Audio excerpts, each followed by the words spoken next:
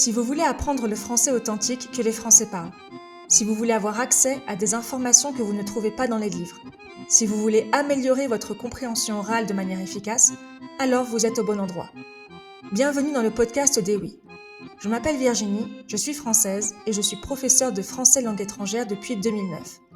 Ce podcast a été créé pour vous aider dans votre apprentissage du français. 2 fois par mois, vous pourrez découvrir un nouvel épisode où je parle de culture, de grammaire, de conjugaison, d'un thème de société seul ou avec un invité. Alors installez-vous confortablement et c'est parti pour l'épisode du jour. Avant de commencer cet épisode, je vous invite à télécharger un PDF gratuit que j'ai créé spécialement pour vous, qui résume les 40 erreurs les plus communes des apprenants de français sur mon site internet ewiionline.com. Que vous ayez un niveau intermédiaire ou confirmé, ce PDF vous aidera à ne plus faire ces mêmes erreurs et à progresser dans votre apprentissage du français. En téléchargeant ce PDF, vous recevrez une newsletter chaque semaine de qualité avec un thème différent par mois. Pour améliorer votre prononciation, vous pourrez télécharger un MP3 ou vous pourrez m'entendre lire la newsletter. N'oubliez pas, ewiionline.com. Si vous avez un niveau intermédiaire ou un niveau avancé en français, mais que vous n'avez pas l'opportunité de pratiquer votre français au quotidien, rejoignez notre club de lecture de romans policiers. C'est un petit groupe, entre 3 et 5 élèves maximum, donc c'est vraiment un groupe très réduit pour aider les personnes à avoir l'opportunité de pratiquer et de parler le plus que possible français. C'est excellent pour améliorer votre compréhension écrite, à travers la lecture, bien sûr, du roman, d'améliorer votre vocabulaire. Il y a beaucoup de vocabulaire du quotidien et de l'argot dans les romans policiers. Vous allez aussi améliorer votre fluidité à l'oral, votre confiance en vous et aussi améliorer votre compréhension orale parce que écouter les autres élèves, écouter les accents, écouter la professeure, c'est aussi améliorer votre compréhension orale. Le prochain livre, donc le livre de ce prochain groupe de lecture, club de lecture qui ouvre la première semaine d'avril, c'est le dernier livre de Joël Dicker, La très catastrophique visite du zoo. Donc pour cette lecture, il y aura 4 séances d'1 heure. Pourquoi ? Parce que c'est un petit livre. Donc ce groupe commence la première semaine d'avril. Il y a 2 horaires de disponibles. Le mardi à 19h heure de New York, et ça correspond à l'heure de Sydney, à 11h du matin le mercredi. Et il y a un autre groupe le vendredi à 11h heure de New York, 17h heure de Paris. Donc ce groupe commence la première semaine d'avril. Si vous êtes intéressé, je vous mets le lien dans la description du podcast ou vous pouvez aller directement sur mon site internet ewiionline.com. Aujourd'hui, c'est un épisode personnel. J'avais envie de vous parler de mon ressenti comme Française qui vit dans un pays étranger. Donc je suis nomade, ça fait 12 ans. Ça fait 12 ans que j'ai quitté la France définitivement. J'ai quitté la France en 2013.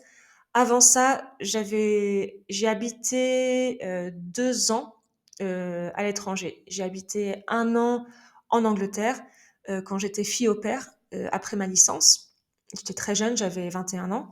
Et ensuite, pour mon stage de Master 2, je suis partie en Inde pendant 9 mois comme professeure de français à l'Alliance française de Calcutta. Donc, au total, j'ai passé 14 ans, ça fait maintenant 14 ans que je n'habite plus en France au total, et 12 ans consécutifs.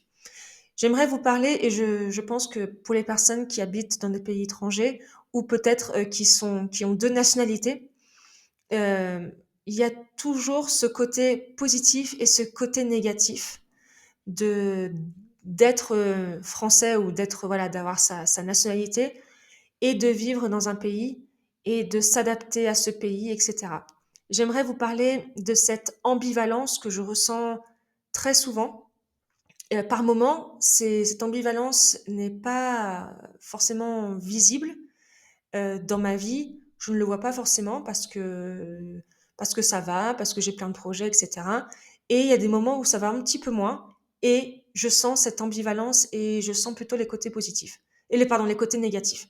Donc aujourd'hui, je vais vous parler des choses négatives, mais aussi positives que je ressens, que je vis dans ma vie d'expatriée. Alors, Ça c'est très important, ce n'est pas du tout une généralité, je partage seulement mon ressenti, c'est tout à fait personnel, d'accord? Ça c'est vraiment très important de le partager. Je vais commencer par les choses négatives et je vais terminer par les choses positives. Les choses négatives que je peux ressentir en étant, ben, voilà, étrangère dans un pays, d'avoir fait ma vie, parce que pour les personnes qui ne me connaissent pas, donc j'habite au Mexique depuis, j'habite au Mexique depuis 8 ans. J'ai habité 8, 9, 10, 11, 12, ouais, 8 ans. Et j'ai habité entre-temps presque 4 ans aux États-Unis. Ça fait depuis 2 ans et demi, donc là, ça va faire quasiment 3 ans. En mai, ça fera 3 ans que nous sommes revenus, mon mari, moi et mon fils, au Mexique. Pour les gens qui ne me connaissent pas, mon mari est mexicain et nous avons un enfant franco-mexicain ensemble. La première chose que je ressens, c'est le tiraillement. Être tiraillé, donc j'aime beaucoup ce mot en français, être tiraillé, c'est être coincé entre deux extrêmes. Je suis attirée par un extrême, voilà, je sais pas, à gauche et un autre extrême à droite. La gauche, ça pourrait être le Mexique, les valeurs mexicaines, la culture mexicaine, et je vais être tiraillée d'un autre côté par la France, c'est-à-dire ma vie en France, mes valeurs françaises, voilà. Donc je suis souvent, je suis tiraillée. Donc j'aime beaucoup ce mot-là. Le tiraillement, adjectif, être tiraillé. Ça peut être très fatigant au quotidien. Bien sûr que je ne ressens pas tout le temps ce tiraillement, mais comme je le disais, quand il y a des moments qui sont un peu plus difficiles, donc par exemple le début d'année 2025 est un petit peu compliqué. Je pense que pour beaucoup, beaucoup de personnes, notamment bah, avec ce qui se passe dans le monde, c'est quand même extrêmement angoissant. Et le début 2025 est un petit peu compliqué. Et quand c'est un peu plus compliqué comme ça, je ressens plus les choses négatives, dont le tiraillement. Euh, le côté négatif, et aussi ça c'est intéressant de le dire, ce tiraillement, je ne l'ai pas forcément ressenti quand j'habitais aux États-Unis. Pourquoi? J'essaie de le comprendre et j'essaie de l'analyser. Quand nous étions aux États-Unis, mon mari et moi, tous les deux étions étrangers. Tous les deux étions en train d'essayer de comprendre le système, les codes culturels américains. Mais nous étions tous les deux étrangers. Alors qu'ici, c'est un peu plus compliqué parce que je suis la seule dans cette situation, parce que mon mari est mexicain et en plus, nous habitons à Durango. Durango est la ville natale de mon mari. Donc, mon mari a quand même un énorme avantage par rapport à moi, c'est que il a sa famille, il a son système familial, il a son système culturel qu'il comprend parce que il est mexicain. Donc, ce tiraillement, et en plus, ici à Durango, nous, on n'a pas forcément de limite dans le temps. Aux États-Unis, on savait qu'on allait partir. On savait qu'on n'allait pas rester toute notre vie aux États-Unis. C'était assez clair. Et le Mexique, bah, mon mari est mexicain, donc ça signifie rester plusieurs années ici. Et le Mexique fera toujours partie de ma vie parce que bah, mon mari est mexicain et mon fils est aussi mexicain. Deuxième chose qui est encore difficile pour moi, c'est le choc culturel. Il y a un autre mot que j'aime beaucoup en français qui s'appelle le fossé culturel. Un fossé, dans le sens littéral, c'est quand vous êtes sur une route de campagne, le fossé, c'est ce qu'il y a sur les côtés de la route. C'est quand il y a les trous, voilà, quand il n'y a pas de goudron, c'est ce qu'il y a à côté de la route. C'est le fossé. Fosse, accent aigu, le fossé culturel. Donc ça, c'est le premier sens du mot. Mais de manière métaphorique, un fossé culturel, c'est comme un trou, a gap, a cultural gap. Et ce fossé culturel, et ça, vous voyez, j'allais dire, tu vois. Voilà, c'est comme si j'étais en train de discuter avec vous avec un petit café. Bon, même si j'aime pas le café, moi, ce sera un matcha latte. Euh, Vous voyez, ce fossé culturel, mon mari a un peu de difficulté à le comprendre.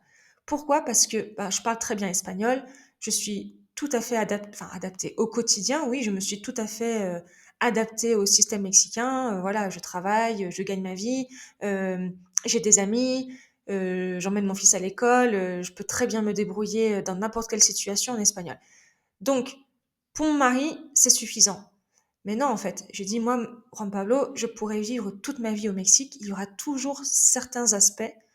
Pour moi, ce sera toujours des chocs culturels. Je vous donne un exemple très, très, très récent, c'était hier soir. J'étais à mon cours de sport, je fais des pilates réformeurs. Alors, ce qui est super ici au Mexique, en particulier à Durango, parce qu'à Mexico, la capitale, c'est différent. À Durango, les cours de pilates réformeurs sont vraiment pas chers. Ça coûte à peu près 5 dollars de l'heure. Alors que les cours de Pilates réformeurs, donc Pilates réformeurs, ce sont des Pilates sur les lits. Ce sont des cours qui sont très très chers aux États-Unis et en France. Donc j'en profite, je fais des cours de Pilates réformeurs ici. Et j'entendais ma prof de Pilates, qui est toute jeune, hein, elle a peut-être, je sais pas, 24 ans, 25 ans, 24 ans peut-être. Je crois qu'elle est encore en études. Et elle parlait de mariage, elle parlait que parce qu'au Mexique, pour beaucoup de femmes, le mariage, ou pour beaucoup d'hommes, mais beaucoup pour les femmes, il y a cette pression, je trouve, du mariage. Pour les femmes, c'est important, à partir du moment où on est avec quelqu'un sur du long terme, on va se marier. Je ne veux pas faire de généralisation, même si j'en fais quand même. C'est pas, il y a quand même des gens que je connais autour de moi, des femmes pour qui le mariage c'est pas important, ou qui sont divorcées et qui n'ont pas envie de se remarier parce qu'elles savent que, voilà, pour des raisons personnelles, elles ne veulent pas se remarier. Mais c'est vrai que les jeunes femmes ont un peu cette illusion ici que ah, je suis mariée donc je suis forcément protégée, ou je vais me protéger. Et si mon mari, je pourrais vivre toute ma vie ici, je ne pourrais jamais comprendre cet aspect-là du mariage. Pourquoi? Parce que je suis française et pour nous, le mariage n'est pas important en France en général. Les Français se marient, mais il y a de plus en plus de Français, en particulier les gens de ma génération ou la génération de ma sœur. Ma sœur a 8 ans de moins que moi. Les gens ne se marient plus. Ou alors vont se marier en ayant déjà des enfants, en ayant déjà habité plusieurs années ensemble. C'est plus une décision qui se prend quand on est adulte mature. Alors qu'ici au Mexique, il y a quand même encore beaucoup de couples pour qui ce serait impossible de s'installer ensemble sans être mariés. Et c'est pour ça qu'il y a aussi beaucoup de divorces et de mauvaises surprises. L'année dernière, comme exemple, je suis allée à un mariage d'une connaissance de mon mari. Là, vous voyez, ça fait un an, ils sont déjà divorcés. Pourquoi? Parce ils étaient jeunes, parce qu'ils n'ont pas eu l'opportunité de vivre ensemble et ils n'ont pas eu l'opportunité non plus de vivre seuls.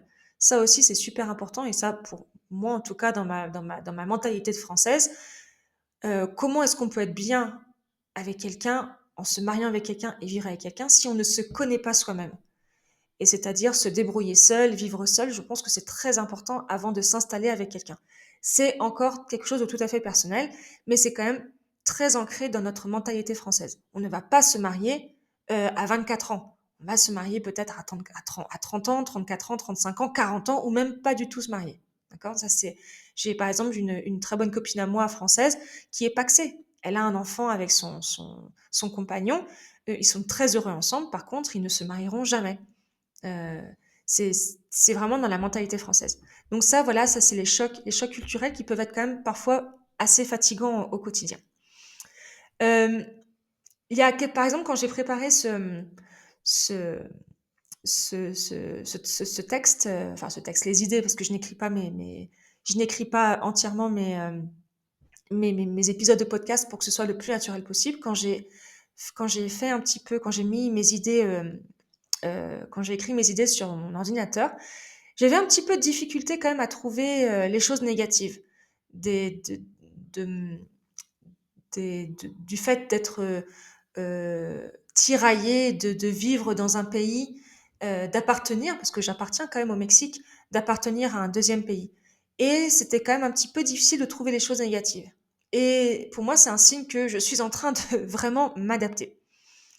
Ensuite, une chose négative pour moi, en vivant au Mexique, le choc culturel aussi, c'est ce que je ne comprendrai jamais, et ça c'est tout à fait personnel, je pense que peut-être les Latinos ou les Mexicains se reconnaîtront, et peut-être pas, hein, c'est que je trouve qu'il y a beaucoup d'interdépendance, ou beaucoup de dépendance familiale. Ça, c'est ma psychologue mexicaine qui me l'a expliqué. Et j'adore ma psychologue parce que même après beaucoup d'années au Mexique, elle m'a expliqué des choses que je ne comprenais pas du système mexicain. Et elle me disait que, par exemple, au Mexique, ou peut-être dans le système d'Amérique latine, dans le système familial, en espagnol, on dit la familia amontonada.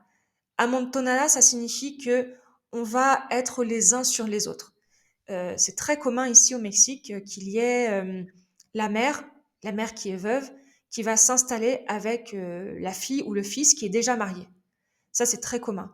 Ou alors des enfants, la mère, le père ou la mère qui est veuve, ou même les parents qui sont peut-être malades ou qui vont bien, hein, mais qui sont âgés, et les enfants vont construire un étage et ils vont vivre au-dessus des parents. Ça, c'est quelque chose qui n'existe pas en France. En fait, je vois que je vis en fait un peu, je connais un peu les deux extrêmes. Pour moi, c'est deux extrêmes. En France, on est, je pense, trop égoïste. Ma famille est très égoïste. C'est moi en premier et le reste après. Et on peut être quand même assez froid en France par rapport à la famille. Parce qu'on se voit beaucoup moins, on prend moins de nouvelles, donc on est quand même beaucoup plus égoïste. Moi, ma mère, bon, j'ai quand même des nouvelles très régulièrement de ma famille parce que nous avons un groupe WhatsApp. Sans WhatsApp, ce serait quand même beaucoup plus compliqué. Par contre, au Mexique, les gens, des enfants qui peuvent voir leurs parents tous les jours. Tous les jours, tous les jours, tous les jours. Une petite anecdote encore, parce que j'aime bien les anecdotes. Ma psychologue me racontait qu'elle avait un Mexicain en thérapie, donc elle était en thérapie de couple avec un Mexicain et sa compagne, et sa femme. Le Mexicain, le fils, allait déjeuner, allait à la pause déjeuner chez sa mère, et alors, ça me fait vraiment rire, la petite anecdote drôle. S'il, par exemple, s'il avait un rendez-vous, il avait un rendez-vous client ou s'il était au travail, il allait même aux toilettes chez sa mère. Parce qu'il ne voulait pas aller aux toilettes du travail, il trouvait que c'était beaucoup plus confortable d'aller aux toilettes chez sa mère, chez ses parents. Donc vous voyez un peu dans quels extrêmes. Alors je sais que ces extrêmes-là existent partout, mais c'est quand même un modèle qui est commun au Mexique. C'est de voir très souvent les parents, c'est les parents appellent tous les jours les enfants, voire plusieurs fois par jour. Et ça, c'est quelque chose qui est pour moi très compliqué à comprendre, et qui peut être aussi difficile dans ma vie au quotidien avec mon mari, parce que mon mari ne le comprend pas. Pour moi, ça peut être compliqué, les appels, je pense que j'en avais déjà parlé dans un épisode précédent, les appels plusieurs fois par jour de la famille, moi, franchement, ça me gave. Expression idiomatique, ça me gave, c'est familier, ça signifie que ça me fatigue et ça m'énerve. Les appels comme ça me gave. Donc ça, c'est vraiment un choc culturel. Euh, Ce qui est compliqué aussi pour moi, la chose négative en vivant au Mexique au quotidien, c'est compliqué le manque d'engagement sur la durée. Alors je vous explique. Moi, je suis très très très sensible à la cause animale. Je sauve des chiens. Je sauve des chiens et des chats de manière assez régulière. Je suis avec un autre groupe de filles, nous sommes trois, et nous aidons à la stérilisation et la mise en adoption de chiens dans les rues. Ici, malheureusement, le Mexique est le pays d'Amérique latine où il y a le plus d'abandon et de chiens errants. Chiens errants, ce sont des chiens qui n'ont pas de famille. Donc c'est très très difficile, d'autant plus que le gouvernement local ne fait absolument rien pour ça. Bon, absolument rien. J'exagère, mais c'est quand même très très difficile. Et j'essaye. Et donc il y a 2 semaines, 3 semaines de ça, nous avions deux chiens errants qui étaient un peu nos chiens du quartier, qui étaient protégés par moi et quelques autres personnes qui leur donnaient à manger. Et malheureusement, il y a d'autres personnes qui sont méchantes, parce que pour moi, c'est de la méchanceté. Ils ont appelé la fourrière. La fourrière, c'est la municipalité qui vient pour attraper les chiens et pour les tuer ensuite, pour les électrocuter, pour les euthanasier. Donc c'est de la cruauté. Ça, ces fourrières existent partout, bien sûr. Il y en a aux États-Unis, il y en a en France. Et au lieu d'essayer de trouver, de nous aider, ces gens-là ont appelé de manière lâche. Donc être lâche, c'est coward, lâche, et ils ont appelé la fourrière pour tuer ces chiens. Et nous, c'était vraiment quelque chose de très difficile à accepter parce que ça fait depuis des mois et des mois que nous aidons ces chiens, que nous les avons stérilisés. Nous avons même sauvé un des chiens parce il avait été piqué par une araignée ou un serpent ou un scorpion. Il allait mourir et on a dépensé beaucoup d'argent pour le sauver, etc. Et il y avait un monsieur qui voulait les adopter, qui était le gardien de nuit d'un quartier. et parce que ce sont des résidences fermées. Et ce monsieur, malheureusement, ne gagne pas beaucoup d'argent. Et il disait, moi, je veux bien les adopter, je les aime beaucoup. Par contre, je ne peux pas financièrement payer la nourriture pour ces deux chiens. Et donc moi, avec l'aide d'une autre amie, j'ai organisé avec d'autres personnes le roulement pour un roulement pour qu'il y ait toujours, pour que cette personne ait toujours des croquettes. Donc croquettes, c'est dry food, des croquettes pour ces chiens-là. Et ça signifie jusqu'à la fin de leur vie, donc ces chiens ont déjà 3 ou 4 ans, donc c'est minimum 10 ans de croquettes. 10 ans de croquettes pour une seule personne, c'est beaucoup d'argent. Donc, ce qu'on a fait, c'est que j'ai fait un calendrier avec un roulement. Moi, j'ai payé le premier comment, le premier paquet de croquettes, donc de 25 kilos, et on fait un roulement comme ça. Le mois suivant, ça va être une autre personne, etc. Et je sais que ça va être très compliqué sur 10 ans que les gens soient engagés. Donc les gens au début, oui, oui, oui, moi je veux aider, je veux aider. Mais je sais que ça va être très compliqué. Je doute vraiment que dans 10 ans, les mêmes personnes seront encore là pour payer les croquettes. Moi, je serai là, si je suis encore vivante, j'espère. Moi, je serai toujours là parce que je me suis engagée à payer des croquettes. Mais c'est très compliqué quand même sur la durée, que les gens restent engagés. C'est la même chose pour les adoptants. Il y a des gens qui vont rentrer en contact avec moi pour dire, ah, ce chien m'intéresse, je veux l'adopter. J'envoie un message pour expliquer un petit peu les conditions, qui sont des conditions tout à fait basiques et normales pour une adoption responsable, et ils ne vont pas me répondre. Voilà, ça c'est tout à fait mexicain. Et c'est quand même très, très compliqué, je trouve, assez violent. Ensuite, le fait de vivre dans un pays qui n'est pas le mien, c'est quand on a le cafard ou avoir le blues. Alors, qu'est-ce que c'est avoir le cafard ou avoir le blues? Ce sont des expressions idiomatiques pour dire se sentir un petit peu triste, ne pas avoir le moral, avoir le cafard, tener la cucaracha or to have the cockroach. C'est très, très drôle. J'aime beaucoup cette expression. Parce que la famille n'est pas là. Parfois, j'en avais déjà parlé dans d'autres épisodes, ce qui me manque, c'est le petit café. Le petit café avec ma meilleure amie, le petit café avec ma sœur, avec mon neveu, enfin, avec mon neveu et bébé, hein. Mais passer du temps, quelques heures de temps en temps avec ma famille ou mes amis de France, c'est quelque chose qui me manque parfois. Donc ça, ça c'est un petit peu difficile. C'est une des choses les plus difficiles, je pense, quand on habite dans un pays étranger. Ensuite, donc voilà, je parle pas, c'est pas forcément le Mexique, mais habiter dans un pays étranger. Euh, Ensuite, quelque chose en tant que maman qui peut me faire peur, c'est la peur de mes choix. La peur de mes choix et des conséquences pour mon fils. Ok, est-ce que c'est mieux pour lui, dans mon fils à 7 ans? Est-ce que c'est mieux pour lui de grandir au Mexique? Est-ce que c'est mieux pour lui de grandir en France? Et ça, c'est aussi un tiraillement que j'ai quand même très souvent. Je ne suis pas objective parce que, par exemple, moi, je vois ma propre enfance. Je pense, de mon point de vue, qu'un enfant, on peut être plus heureux en grandissant au Mexique. Parce que on passe plus de temps à l'extérieur, il fait beau, donc on peut faire plus d'activités. Les gens peut-être ont un peu plus de temps, donc on peut se voir plus facilement avec des amis. Ça, c'est quelque chose que j'apprécie. J'apprécie aussi qu'ici au Mexique, c'est quand même plus cool l'école. Donc ça, c'est un côté positif. C'est plus cool. Je trouve qu'il y a moins de pression. Mon fils est en première année d'école primaire. Donc pour l'instant, il n'y a pas trop de devoirs. Enfin, pour moi, il a vraiment pas. Pour moi, mon réflexe de professeur et en plus française, pour moi, il n'a pas assez de devoirs. Mais je pense il y a jamais de situation parfaite. Et voilà. Qu'est-ce qui est mieux pour lui? Grandir au Mexique? Plutôt grandir comme Mexicain ou plutôt grandir comme un Français? Quelles valeurs? Quelles valeurs lui apporter? Des valeurs plutôt françaises, des valeurs plutôt mexicaines. Il y a des gens qui, d'un côté extérieur, vont dire oui, mais t'es française, donc c'est suffisant. Non, c'est pas suffisant. Parce à partir du moment où on habite dans un pays, l'enfant va beaucoup plus grandir avec les valeurs du pays, encore plus dans un couple mixte. Si mon mari était français, là oui, effectivement, ce serait beaucoup plus facile et ce serait plus évident. Il y aurait le Mexique à l'extérieur et la France à la maison. Mais mon mari est mexicain, donc on habite et donc c'est pour ça que c'est plus difficile. Moi, mes valeurs françaises sont euh, sont minoritaires par rapport aux valeurs mexicaines et par rapport au système mexicain. C'est tout à fait normal. Ensuite, le tiraillement de l'égoïsme. Est-ce que moi, je suis égoïste de faire ces choix-là pour mon fils?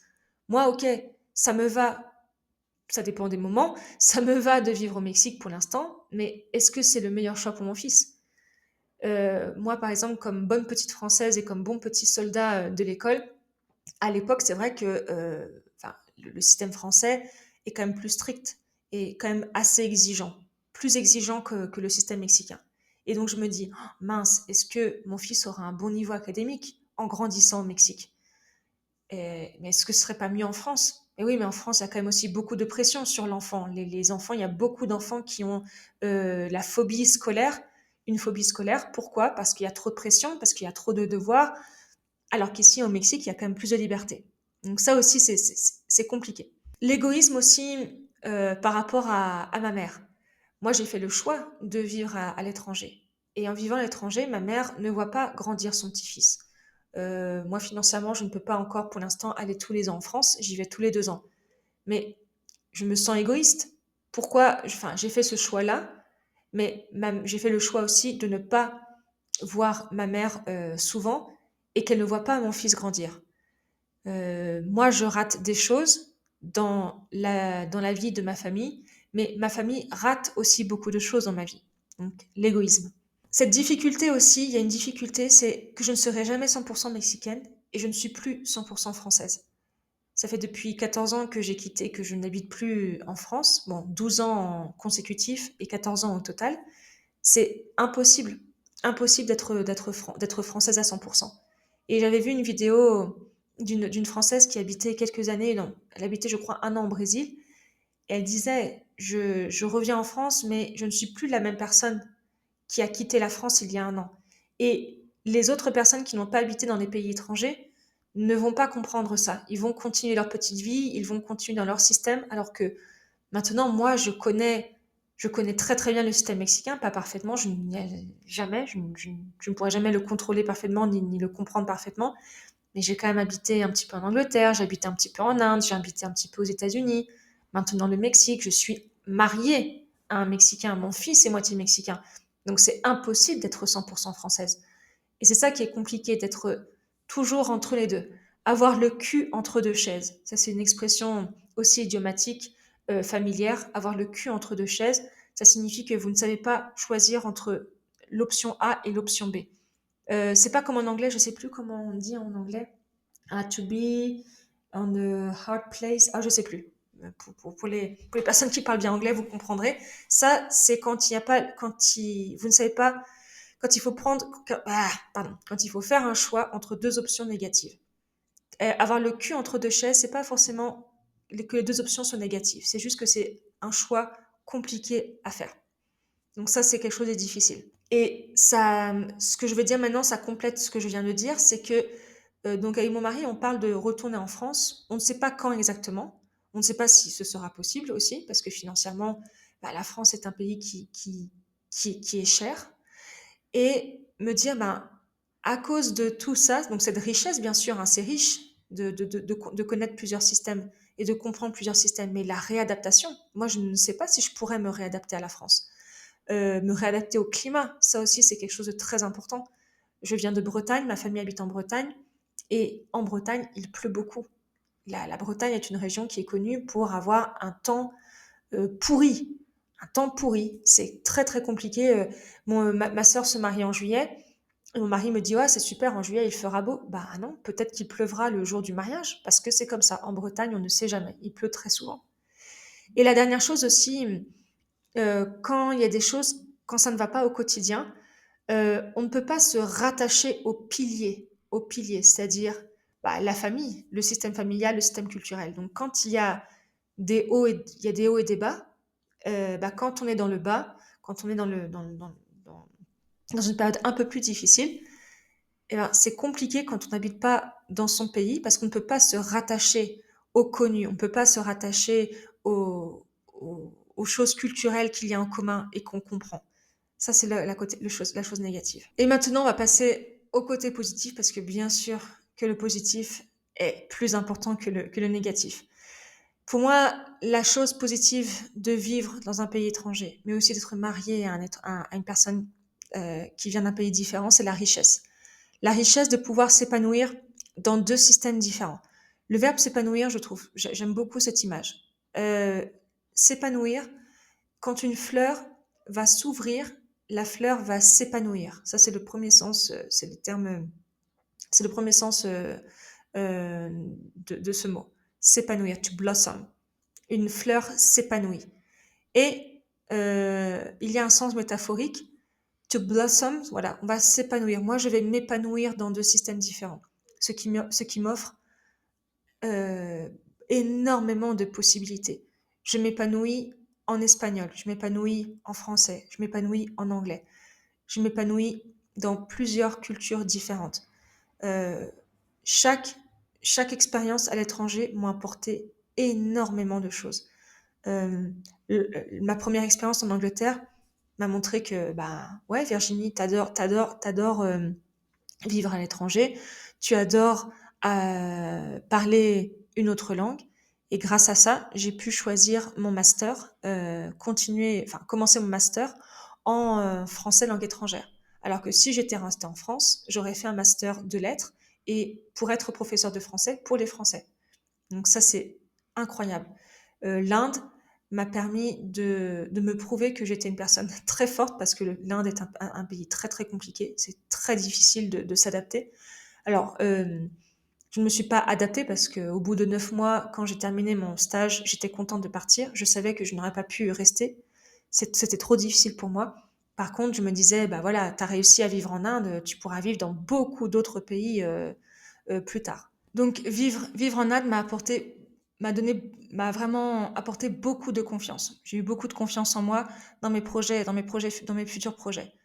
Les États-Unis, ça m'a aussi énormément aidé à lancer mon projet pour travailler en ligne et travailler à mon compte. Ça m'a énormément aidé.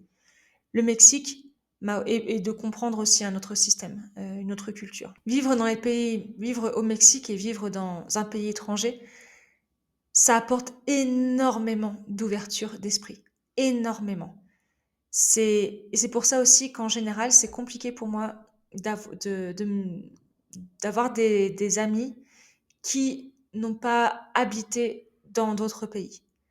Je vois qu'on a tous ça en commun, les gens qui ont habité un certain temps ou qui vivent de manière perpétuelle dans un pays étranger, une énorme ouverture d'esprit, une énorme richesse qu'on n'a pas forcément quand on n'a pas l'opportunité de vivre. Et je parle de vivre, pas de voyager. Pour moi, voyager et vivre dans un pays, ça n'a rien à voir.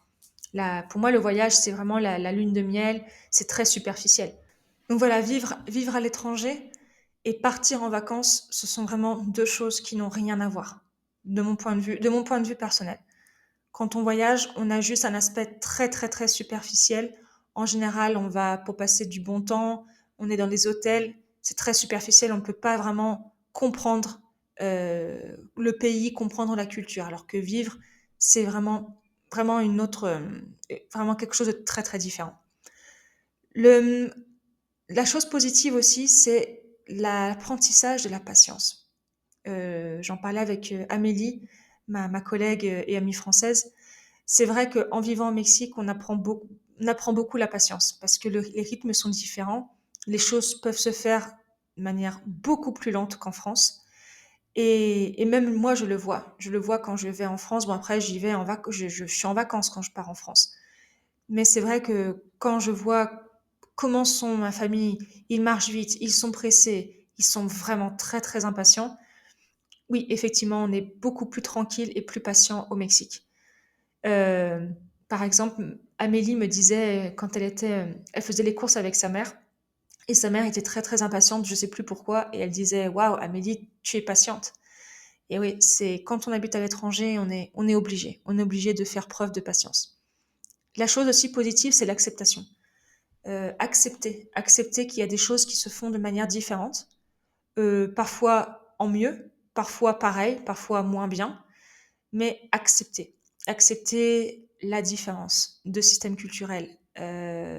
Et ça, cette acceptation permet une ouverture d'esprit énorme. Le fait aussi de vivre au Mexique m'apporte beaucoup d'humilité.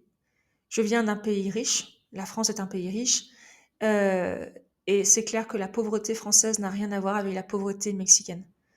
Et j'ai vu aussi, je l'ai vu aussi en Inde, bien sûr. Mais en Inde, j'étais beaucoup plus immature, j'étais plus jeune, j'étais en stage. Ça, mon expérience en tant que stagiaire, étudiante, et mon expérience en tant qu'adulte et mère de famille n'a rien, ce sont des expériences qui sont différentes, que je peux pas comparer. Et c'est pour ça que j'aime beaucoup aussi vivre au Mexique, en particulier à Durango. Donc Durango est une ville où il n'y a pas beaucoup d'argent, les salaires sont très très bas. Et qui dit salaire très bas dit moins de dépenses. Et j'aime beaucoup vivre comme ça, beaucoup plus dans la simplicité. Alors que quand on vit dans un pays riche, quand on vit dans une grande ville, on est beaucoup plus tenté par le consumérisme, acheter des choses, être à la mode. Ici, on vit plus simplement parce qu'il y a aussi moins de choses. Il y a les magasins ici, par exemple, les magasins de vêtements. Bon, j'aime pas forcément le style ici, donc je vais pas acheter. Est-ce que j'en suis malheureuse? Au contraire, je suis plus heureuse parce que je m'habille plus simplement et la vie est moins compliquée comme ça. Et je dépense moins. Donc, par rapport aussi à ma philosophie de vie, moi, j'ai vraiment envie de moins dépenser pour aussi moins consommer et moins polluer. Ça me correspond tout à fait. L'humilité aussi parce que on voit la pauvreté ici. La pauvreté est visible quand on voit des gens qui lavent des pare-brises de voitures au stop pour gagner quelques centimes, des enfants malheureusement qui doivent vendre dans la rue. C'est palpable. Alors que la pauvreté en France ou dans un pays riche est différente. Elle est là, mais elle est différente. Elle est peut-être moins... Bon, la pauvreté est violente, bien sûr, mais moins visible. Et donc, l'humilité, c'est quelque chose que j'apprends au quotidien au Mexique. Je pense aussi à tout ce que j'ai vécu et tout ce que je vis au quotidien que je n'aurais pas pu vivre en restant en France. J'ai rencontré mon mari et j'ai mon fils. Bien sûr que les spéculations sont inutiles. Avec des si, alors, est-ce que vous pouvez compléter cette expression idiomatique? Avec des si, on mettrait Paris en bouteille. Avec des si, on mettrait Paris en bouteille. Ça signifie que ça sert à rien de faire des hypothèses parce que on peut pas imaginer. Ce n'est pas le réel. Et il y a l'équivalent trivial de cette expression avec des si, on mettrait Paris en bouteille. C'est si ma tante, alors c'est trivial, c'est familier. Si ma tante en avait, on l'appellerait tonton. Est-ce que vous comprenez cette expression? Si ma tante en avait, on l'appellerait tonton. Donc, si ma tante en avait, c'est-à-dire que si ma tante avait une paire de testicules, on l'appellerait tonton, ce serait un homme. Vous voyez? Je rigole parce que c'est vraiment bizarre de vous expliquer ça en podcast. Voilà. Donc, vous pouvez dire si, avec des si, on mettrait Paris en bouteille, mais si vous voulez être drôle, vous pouvez dire ah, si ma tante en avait, on l'appellerait tonton. Donc, je n'imagine pas ma vie et ça sert à rien de l'imaginer si j'étais restée en France. Mais la richesse, cette richesse de, de- des deux systèmes et de plusieurs systèmes que j'ai connus fait la personne que je suis aujourd'hui et j'en suis vraiment très heureuse. Pour moi aussi, c'est une très grande richesse d'avoir une famille mixte. Mon mari est mexicain, j'ai un fils franco-mexicain et ça, c'est une richesse incroyable. Quand j'étais enfant, je me disais, ah, j'aimerais bien un jour avoir, si un jour je suis maman, j'aimerais bien avoir un enfant d'une autre nationalité. Et voilà, mon vœu a été exaucé. C'est beaucoup de richesse de pouvoir vivre et de pouvoir comprendre un autre système. C'est pas facile tous les jours, mais je pense que c'est quand même beaucoup plus positif que négatif. Je suis fière aussi, très fière d'être trilingue. Bien sûr que mon anglais est ma langue avec laquelle je me sens le moins à l'aise. Voilà, français première langue et je suis très à l'aise en espagnol. Et je suis fière de pouvoir passer d'une langue à une autre sans effort. Par exemple, hier, c'était super drôle. Euh, j'avais oublié, j'ai oublié, j'étais en cours avec un élève et j'avais oublié le mot en français. Donc le premier mot m'est venu en français, le premier mot m'est venu, je crois, en anglais. Ensuite, le deuxième mot, le même mot en espagnol. Et enfin, j'ai réussi à trouver le troisième mot dans ma tête en français. Et ça, c'est tout à fait commun quand on est habitué à vivre dans plusieurs systèmes et à penser et à penser dans plusieurs langues. Donc, mais c'est une grande fierté pour moi. Et pour moi aussi, le fait de parler une autre langue, et peut-être que c'est la même chose pour vous en français, si c'est la même chose pour vous, avec plaisir, on peut échanger par courrier. Vous pouvez laisser un commentaire sur YouTube ou en podcast, en podcast. C'est, on a une autre vision des choses, surtout quand on utilise son cœur dans l'autre langue. Moi, j'utilise mon cœur en espagnol parce que mon mari est mexicain et mon fils est mexicain. Donc, et j'ai de très très bonnes amies, et très bonnes amies ici au Mexique. Donc, j'utilise mon cœur en espagnol. Mmh, j'ai un rapport différent avec l'anglais et c'est aussi pour ça que mon anglais sera, je pense, toujours ma troisième langue, si je n'apprends pas d'autres langues plus tard. C'est-à-dire que l'anglais, pour moi, c'est quelque chose qui est plus dans le fonctionnel. Le travail, les emails, le marketing, etc., la psychologie, comprendre la politique internationale, ce sera en anglais. Mais l'espagnol, c'est, j'utilise le cœur. Donc, vous voyez, ce sont vraiment des rapports différents. Et le français, c'est ma langue maternelle. Donc voilà pour cet épisode de podcast, très personnel. Si vous avez, alors ça m'intéresserait de savoir si vous habitez à l'étranger, si vous êtes en couple mixte. Envoyez-moi un email, je serais vraiment très heureuse, ou un commentaire, ou un message sur Internet, sur Instagram ou sur Facebook pour échanger. Voilà pour cet épisode de podcast qui, j'espère, vous a plu et vous aidera dans votre apprentissage du français. N'hésitez pas à commenter cet épisode, à mettre un pouce, à vous abonner sur YouTube ou sur votre plateforme d'écoute préférée. Cela aide à faire grandir le podcast. Merci et à bientôt.